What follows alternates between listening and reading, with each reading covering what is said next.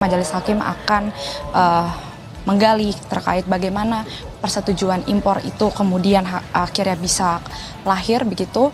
Agenda pemeriksaan terdakwa dilakukan Senin pagi di Pengadilan Tipikor Jakarta. Sebelumnya, Majelis Hakim sudah menyelesaikan pemeriksaan ahli yang dihadirkan terdakwa dan penasihat hukum.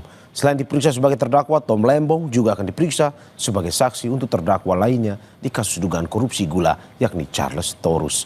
Dalam dakwaan, jaksa mengungkap keterlibatan Tom Lembong dalam kasus dugaan impor gula yang merugikan negara 578 miliar rupiah.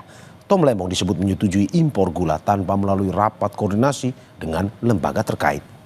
Dia sempat menghubungi kuasa hukum dari Tom Lembong, Zaid Musyafi, terkait apa yang kira-kira akan digali oleh Majelis Hakim terhadap terdakwa Tom Lembong dalam sidang hari ini.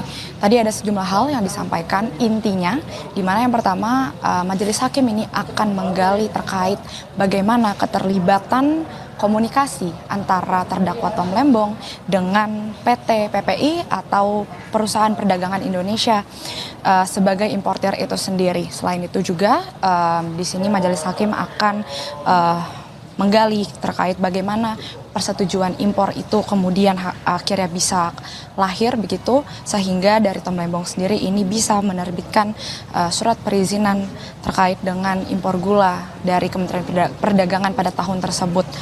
Dari Tom Lembong sendiri kita ketahui ini memang telah menerbitkan sebanyak 21 surat persetujuan impor gula kristal merah yang kemudian ini diolah menjadi gula kristal putih kepada perusahaan yang dianggap ini tidak berhak sebenarnya.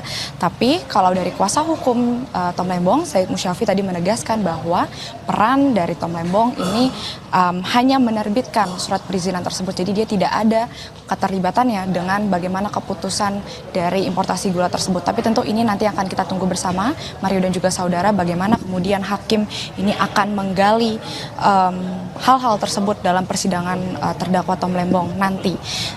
Kemudian sebelumnya seperti yang Anda sampaikan tadi, tidak hanya sidang Tom Lembong sebagai terdakwa, tapi sebelumnya ia akan menjalani persidangan sebagai saksi terlebih dahulu dalam pemeriksaan kasus dari Charles Taurus selaku dirut dari PT PPI itu sendiri. Jadi nanti kita akan melihat terlebih dahulu Tom Lembong ini akan disidang sebagai saksi, baru kemudian ia akan disidang sebagai terdakwa dalam kasus ini. Nanti sidang akan dimulai pukul 10 pagi kurang lebih, Mario, tapi kami belum melihat adanya ketibaan dari kuasa hukum maupun Tom Lembong hingga saat ini.